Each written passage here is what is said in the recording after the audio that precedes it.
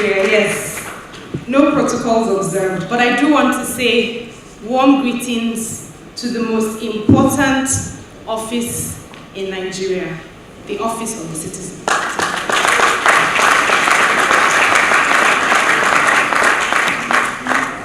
A wise person once said to me that a person with no work cannot have a conscience. I don't know if that's true, but it's something we should think about. Can a person without a job, can a person that cannot feed themselves have dignity? Can they have a conscience? Can people who have been socialized and educated and are culturalized to be suspicious of each other and distrustful of each other, can they come together and work together? And can bad policy ever be successfully implemented? If it's bad policy, can it have good results? Professor Lumumba had already preempted me by mentioning Achebe. It's cliched, when we talk about leadership in Nigeria, we always have to talk about Achebe. I was supposed to talk about governance, human dignity, and social cohesion. And for me, the thread between these three things is leadership. And so in thinking about leadership, I definitely recalled what Chinua Achebe said 35 years ago, which tragically is still true. And what he said was that the trouble with Nigeria is simply and squarely a failure of leadership. And so it made me wonder if this comment is still valid today, 35 years later. Why are we so good at failed leadership? Why are we so good at having failed leadership?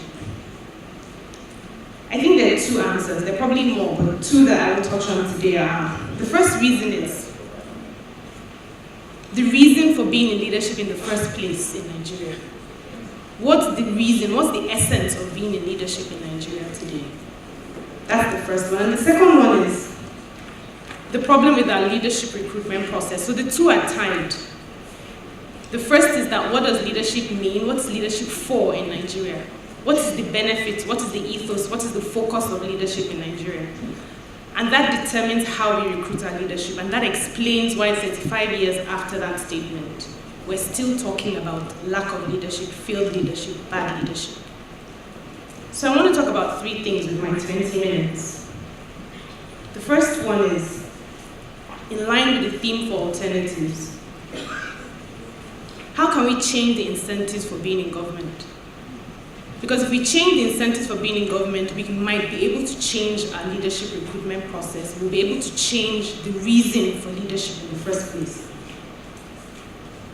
So what are current leaderships, what's it designed for? What's our government designed for? I think our government is designed to be exploitative. It's designed to extract. It's designed to squeeze us. It's rent-seeking. And we pretend that our leadership is selected based on representation, ethnicity, religion. But the real thing, the real qualifying criteria is that you will lead if you're going to maintain the status quo. If you're going to maintain the extractive system that has run for decades.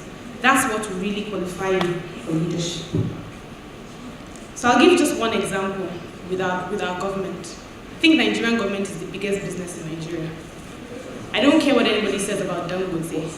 His money relies on government patronage. His success has relied on government patronage. And so the biggest business in Nigeria, the fastest way to be wealthy, our diamond, our lucky chance is to get into government. And so because that is the mine, that is the golden ticket to success, that's why it attracts the worst type of people.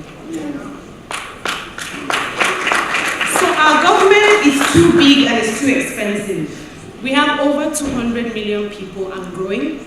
They say by 2050, we'll be the third largest population. I'm guessing that's after China and India. And yet right now we spend over 60% of our revenue paying about 1 million people. Over 60%. When I talk about exploitative, I just want to give an example. Lately, JAMB and customs have been in the news. Apologies to anybody who works there or whose family members work there. But Customs and JAMB have been very proud of the fact that they've been increasing revenue. They've been increasing the amount of money they get. And you think about JAMB and you think, is that the qualifying criteria for JAMB? Should it be the ease with which students are registering, with which students are taking exams, with which students are accessing their results and getting into university? Should it be the ease with which JAMB is negotiating with universities and helping universities be more productive? Or is it about collecting money, which is again the extractive system? We're already poor and impoverished.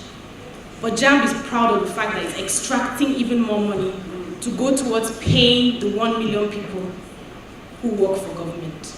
The 1 million people who take 60% of our revenue for themselves.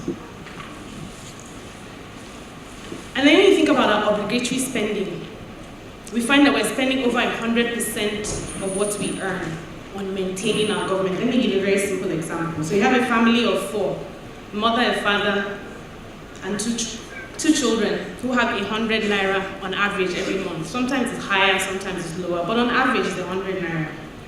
You spend 50 naira paying down your interest and your debt. You're left with 50, right? Then you have your mommy and daddy, the breadwinners, have to spend 60 naira on their allowances, just going to work, coming back, going to earn that 100 naira. So that comes already to 110, so you're already in debt. That's Nigeria. And so we borrow money to maintain government, a very expensive government. Yes, Africa is great. I listened to Professor Lumumba's speech and I thought to myself, yeah, Nigeria is great, but actually what it is that Nigerians are great. Nigerians do great things, but not the country. We succeed in spite of the country, and that's why we do so well abroad, where there are things that work. So it's Nigerians that are special, not Nigeria. And it's Nigerians we're proud about, not Nigeria. And so when I think about how much money we're borrowing, then that's when you factor in corruption, and then you factor in the fact that even when you want to invest, even still using the family model, so you're borrowing money to go to school, to eat, and hopefully to invest, because you think to yourself, I need to invest money so I can build my way out of this poverty. But then you decide to use your borrowed money for things like Nigeria Air, which is a total vanity project. So it's a waste of money. Money that you don't have.